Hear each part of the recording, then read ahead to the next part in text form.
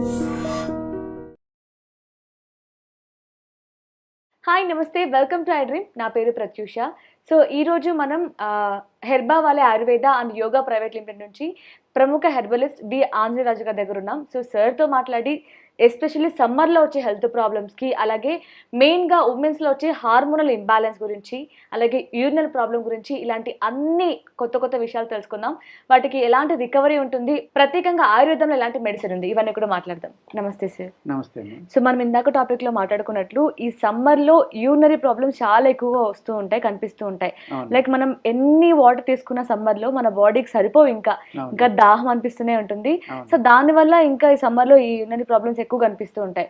So మంట రావడం కానీ, అసలు రాకపోవడం కానీ, చాలా మందిలో చిన్నపిల్లల్లో ఉంటుంది, మనకి అబోవ్ 50-60 ఇయర్స్ వాళ్ళు కూడా కనిపిస్తుంది.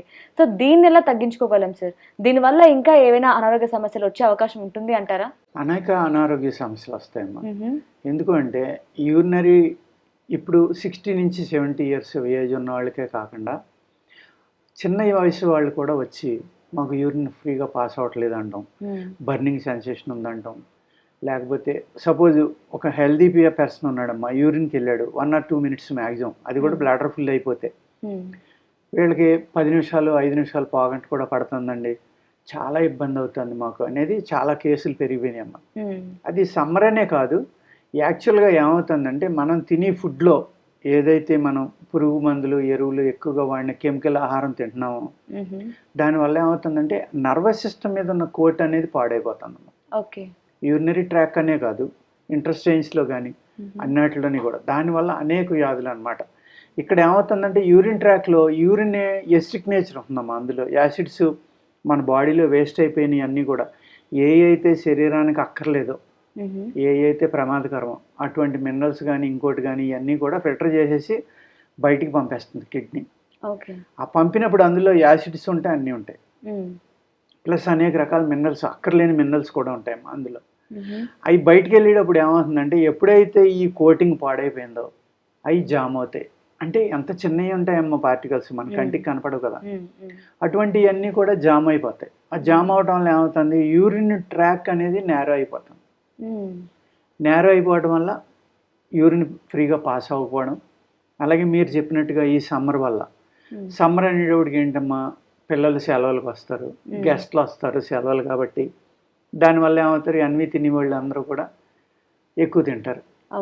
అలాగే ఈ వెజిటేరియన్ తినేవాళ్ళు పన్నీర్ అని, సోయా కేక్ అని, ఇంకోటని కొంచెం హై ప్రోటీన్, కొంచెం మసాలాలు ఇవన్నీ ఎక్కువ వాడతారమ్మ. గెస్ట్లు వస్తారు కదా, ఏదో ఒకటి పెట్టాలి కదా, దానివల్ల వాటర్ తక్కువ తాగుతారు. ఓకే. ఎప్పుడైతే మీరు హై ప్రోటీన్ ఫుడ్ తిన్నారో, సపోజ్ మీరు ఒక రైస్ తింటాం అలవాటమ్మ, వారంలో ఎప్పుడైనా సరదా అనిపించినప్పుడు చపాతీ తింటారు, లేకపోతే మంచి ఆయిల్లో పూరీలు తింటారు, పొద్దుట పిల్లలు అందరూ ఉన్నారు కదా. ఆ హై ప్రోటీన్ ఫుడ్ తిన్నప్పుడు వెంటనే మనం రోజు 3 లీటర్లు తాగుతున్నాం అంటే 4 లీటర్ కంపల్సరీగా తాగవలసిందే. ఎన్వి తిన్నా ఏం చేసినా. చాలా మంది మాకు చపాతీ పడదండి, శనగపిండి పడదండి, లేకపోతే ఎన్వి తింటే గ్యాస్ట్రిక్ ప్రాబ్లం వస్తుంది, యూరిన్ మంట వస్తుంది, ఇలాగ అనేక రకాల కంప్లైంట్స్ చెప్తూ ఉంటారు. ఈ అన్నిటికి కారణం ఏంటంటే ఓన్లీ వాటర్ తక్కువ తాగడం. మనం ఈరోజు ఎన్వి తిన్నాం, చపాతీ తిన్నాం, లేకపోతే మటన్ తిన్నాం, చికెన్ తిన్నాం, శనగపిండి మంచి బజ్జీలు కారకారంగా తిన్నాం, వెంటనే ఆ రోజు ఏం చేయాలంటే మంచం పక్కన ఒక వాటర్ బాటిల్ పెట్టుకుని, రోజు తాగేదానికంటే ఎక్స్ట్రా తాగాలి. నిద్ర పట్టదు, ఎందుకంటే అరగదు, గ్యాస్ పెరిగిపోతుంది పొట్టలో, గుండెలో మంట, కడుపులో మంట. వెంటనే శుభ్రంగా ఒక 1/2 లీటర్ నీళ్లు తాగమనండి, అలా 2 సార్లు తాగమనండి, ఆటోమేటిక్గా తగ్గిపోతుంది. ఓకే. అలా కాకుండా రోజు తాగినట్టే తాగామనుకోండి, పిల్లలు సమ్మర్లో పిల్లలు చాలా ఇంపార్టెంట్. వీళ్ళు ఏంటంటే ఈ ఫుడ్ గబగబా తినేస్తారు, నీళ్ళు సరిగ్గా తాగరు, వెళ్ళిపోతారు, ఆడుకుంటారు, మళ్ళీ వస్తారు, పడుకుంటారు అలసిపోయి. వాళ్ళ చేత బలవంతాన్నైనా నీళ్లు తాగించలేదు అనుకోండి, దానివల్ల డయేరియా రావడం, డయేరియా వచ్చిందని హాస్పిటల్ అయితే అవ్వడం, డీహైడ్రేట్ అయితే బాడీ, ఆ పిల్లోడు నీరసపడిపోతే ఈ సమ్మర్ అంతా నీరసంగానే ఉంటాడు. అందుకు అనేక రకాల జాగ్రత్తలు తీసుకోవాలమ్మా. పెద్దలైతే ఏం చేయాలంటే డీహైడ్రేట్ అవ్వకుండా చూసుకోవాలి. ఎప్పుడైతే మీరు ఈ హై ప్రోటీన్ తినేసి వాటర్ తక్కువ తాగారో, ఈ రెసిడ్యూస్ ఉండిపోయినాయి అనుకోండి, డైజెషన్ అవ్వక, దానివల్ల అనేక రకాల ప్రాబ్లమ్స్ వస్తాయి. అండ్ బ్లాకేజెస్, అండ్ మెయిన్ గా మనకి యూరినరీ ప్రాబ్లం అంటేనే వెంటనే గుర్తొచ్చేది కిడ్నీ స్టోన్స్. కిడ్నీ స్టోన్స్ గా ఫామ్ అవుతాయి కిడ్నీలో. సో దానికెళ్ళి మీ దగ్గర ఏమైనా సొల్యూషన్ కానీ అసలు రాకుండా ఉండడానికి ఏమైనా ఉందా సార్ ప్రివెంటివ్? అంటే రాకుండా ఉండటానికి అంటేనమ్మా, ఇప్పుడు యూరినరీ ట్రాక్ ఇన్ఫెక్షన్ కానీ లేకపోతే కిడ్నీ ఫిల్టరేషన్ కానీ ఎలా ఉందనేది ఎప్పటికప్పుడు చూసుకోవాలండి. ఓకే. కిడ్నీ స్టోన్స్ అనేది అవి అనేక పార్టీలో ఉంటాయి అమ్మా. కిడ్నీలో ఉంటాయి, యూరినరీ ట్రాక్లోకి వస్తాయి, గాల్ బ్లాడర్లోకి వస్తాయి, ఇలాగా కదులుతూ ఉంటాయి అవి. కొంతమంది ఎవరైతే ఈ ఎన్వి ఎక్కువ తినే వాళ్ళు ఉంటారు కదమ్మా, వాళ్ళు చాలా జాగ్రత్త తీసుకోవాలి. ఎన్వి అంటే ప్రత్యేకంగా చిన్న చేపలు, ఫిష్లో ఎక్కువ ఉంటుందమ్మా. ఇప్పుడు గోదావరి జిల్లాలో ఉన్నాయనుకోండి, విపరీతంగా ఫిష్ కానీ ప్రాన్ కానీ క్రాబ్ కూడా తింటారు బాగా. ప్రాన్, క్రాబ్ ఇది హైయెస్ట్ కాల్షియం ఉంటుంది. మన శరీరానికి కావాల్సిన దానికన్నా ఎక్కువ కాల్షియం తీసేసుకోవడం వల్ల. అదేవిధంగా ఇప్పుడు ఒక ఏజ్డ్ పీపుల్ ఉన్నారు, 50 or 55 వచ్చినాయి, కీళ్ళ నొప్పులు ఉన్నాయండి, ఎముకల నొప్పులు ఉన్నాయండి, డాక్టర్ దగ్గరికి వెళ్తారు. డాక్టర్ గారు ఏం చేస్తారు, 500 mg శల్కాలు ఇంకోటో ఏదో పెడతారు. అమ్మ కాల్షియం తగ్గుతుంది ఈ ఏజ్లో. స్త్రీల్లో ప్రత్యేకంగా మెనోపాజ్ టైంలో ఈ మినరల్ డెఫిషియన్సీ అనేది వస్తుంది. ఆ టైంలో కాల్షియం తగ్గిపోతుంది. కాల్షియం తగ్గకుండా ఉండాలని డాక్టర్ గారు పెడతారు. అది 2 నెలలు 3 నెలల్లో పెట్టి మానేయాలి. వీళ్ళు ఏం చేస్తారు, ముసలితనం వచ్చి కొద్ది కాల్షియం మంచిది అన్నారు కదా అని కంటిన్యూ మిగులుతానే ఉంటారు సంవత్సరాల తర్వాత. అప్పుడు ఏమవుతుందమ్మా, బాడీ అబ్జర్వ్ చేసుకోగా మిగిలిన కాల్షియం బయటకు వెళ్ళలేదు అనుకోండి, అప్పుడు అది అనేక ప్రాంతాల్లోకి వెళ్ళడం జరుగుతుంది. దానివల్ల కిడ్నీ స్టోన్స్ రావడానికి అవకాశం ఉంది. అలాగే టమోటా ఇష్టం అని విపరీతంగా తింటారు చాలా మంది. అది టమోటా అనేది, టమోటా పైన తొక్క, దాని లోపల గింజ, ఈ రెండు అరగవమ్మ. అవి రెండు కాల్షియం స్టోన్స్ కింద ఫామ్ అవడానికి అవకాశం ఉంది. యాపిల్కాయ తొక్క కూడా. కానీ యాపిల్ దానిపైనే ఉంటుంది మొత్తం అంతా మనకు కావాల్సింది, మన బాడీకి కావాల్సింది అని చెప్తూ ఉంటారు కదా సార్. తొక్క అనేది డైజెషన్ అవ్వదు. డైజెషన్ అవ్వదు, రేపొద్దున ఎక్కడైనా బ్లాకేజ్ వస్తే అక్కడ కాల్షియం. అలాగే మన శరీరం యొక్క మెకానిజం ఏంటంటే, మీరు తిన్న ఆహారంలో ఏదైనా ఒక ఇసుక రేణువు లాంటిది, ఒక బోన్ లాంటిది, ఒక డైజెస్ట్ అవ్వని పదార్థం వెళ్ళి ఎక్కడైనా అడ్డుపడ్డం అనుకోమా, దానివల్ల శరీరానికి అడ్డం లేకుండా, శరీరం ఇబ్బంది పడకుండా ఏం చేస్తుందంటే దానిపైన కాల్షియం కవరేజ్ అనేది చేసేస్తుంది మన శరీరం.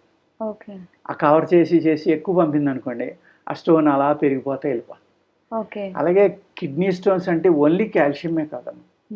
ఇప్పుడు శుక్రం రిలీజ్ అవ్వలేదు, మధ్యలో ఆగిపోయింది, దాన్ని ఏదో ఒకటి చేయాలి కాబట్టి కిడ్నీలు ఏం చేస్తాయి, అక్కడ కాల్షియం పంపి దాన్ని బ్లాకేజ్ చేస్తాయి. దానివల్ల నష్టం లేకుండా అందులో ఉన్న సెల్స్ చనిపోయేది పసు కింద ఫామ్ అయితే ఇబ్బంది కదమ్మా, అందుకు దాన్ని కవర్ చేసేస్తాయి. ఇలాగా బాడీ మెకానిజంలోనే మనకి ఏదైనా అడ్డొచ్చిందాన్ని కవర్ చేయొచ్చు దాన్ని. ఓకే. సో చూస్తుంటే మనిషి శరీరం ఎంత సెన్సిటివ్ సార్.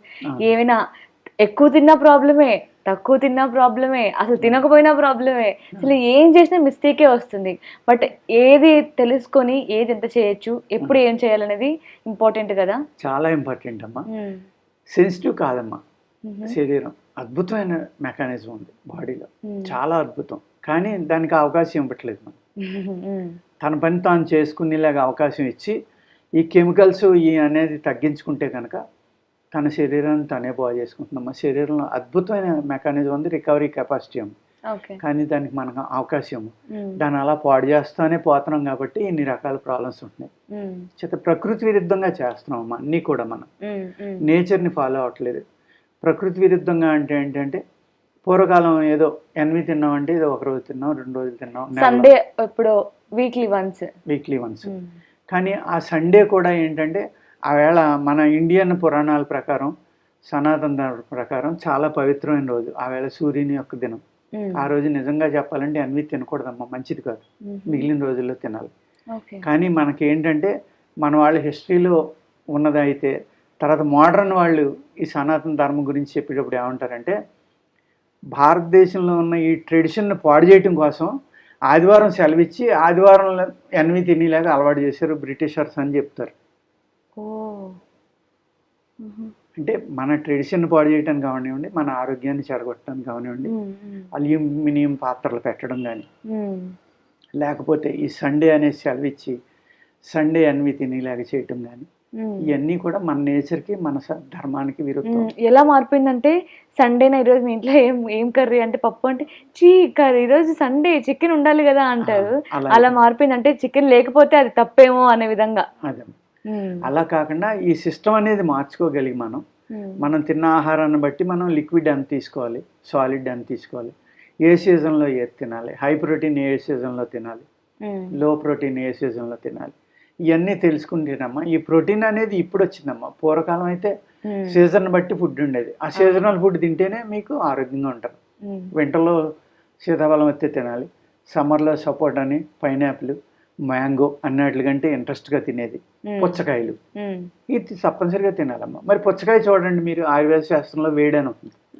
మరి అవి సమ్మర్లోనే వస్తున్నాయి ఇవన్నీ వేడి చేసి అన్ని. అంటే మినరల్స్ ఉంటాయి వాటిలో. ఆ వేడి చేసే వాటిలో మినరల్స్ ఉంటాయమ్మా. ఆ మినరల్స్ శరీరానికి చాలా చక్కగా కావాలి కాబట్టి సపోటాలో ఐరన్ అయ్యి బాగుంటాయి, చాలా బాగుంటుంది మినరల్స్ అయ్యి. అలాగే పుచ్చకాయలో వేడి చేస్తుంది, అందులో మినరల్స్ బాగుంటాయి. మ్యాంగోలో కొవ్వు పదార్థం ఉంటుంది, ఇది ఉంటుందమ్మా. అన్నీ ఉంటాయి. మ్యాంగో విపరీతంగా తినేసి మేము వెయిట్ పెరిగిపోయి ఉన్నాం, ఎందుకంటే పొలాల్లో ఉండి కాబట్టి. మ్యాంగో సీజన్ వస్తే కంపల్సరీగా 4-5 కేజీలు పెరిగిపోయి ఉన్నామా, మళ్ళీ తగ్గిపోయింది. కానీ అప్పట్లో ఇది తినటం వల్ల ఏమవుతుందంటే వేడి చేసి కురుపులు వచ్చేసి కొంతమందికి.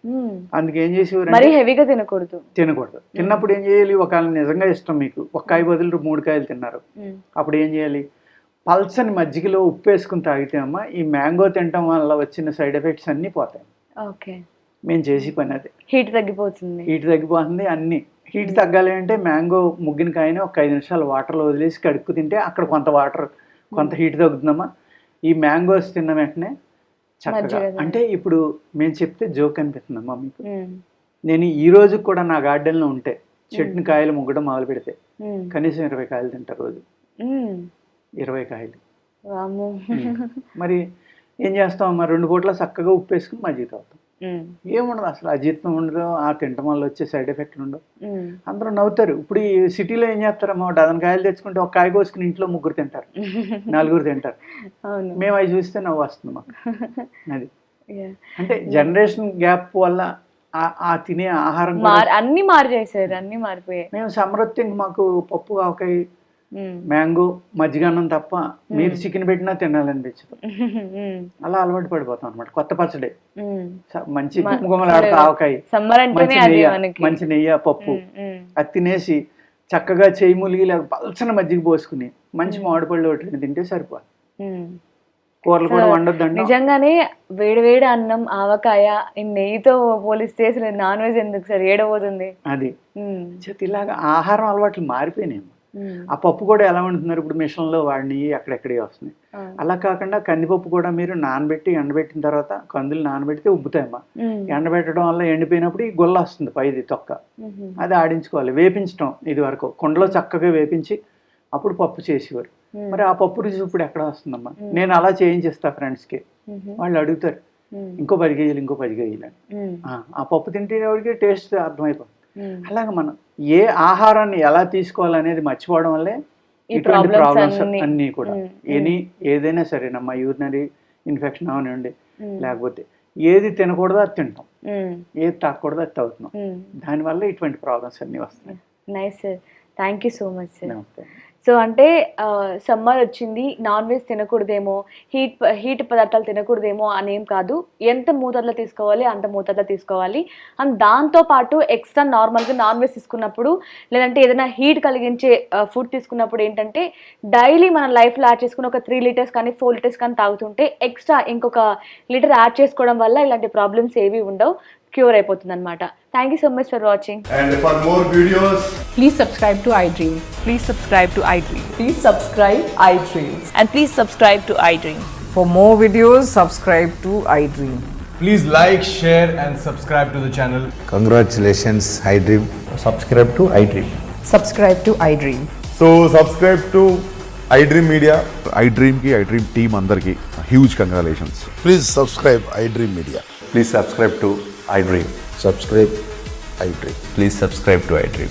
iDream అంటే నా కళల ఛానల్ సబ్స్క్రైబ్ చేసుకున్న నోరు తిరుగుతలేదు, మీరైతే గంట గుర్తు కొట్టండి. For more such videos, please subscribe to iDream. Subscribe to iDream. Please subscribe to iDream. Please subscribe iDream Media. Please do subscribe to iDream. Please subscribe to iDream Media. For best entertainment and information, please subscribe iDream. And don't forget to subscribe to iDream.